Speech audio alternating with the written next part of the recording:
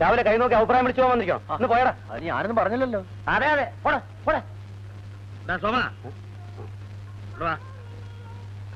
എവിടെ വണക്കം തമ്പ്ര.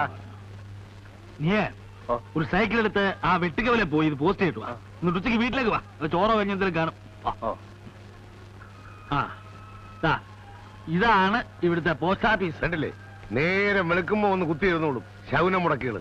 എന്നാ ഞങ്ങൾ അങ്ങോട്ട് വീട്ടിലേക്ക് വരാം. അവരുമായിട്ട് ഉടക്കണ്ട കേട്ടോ പോസേ.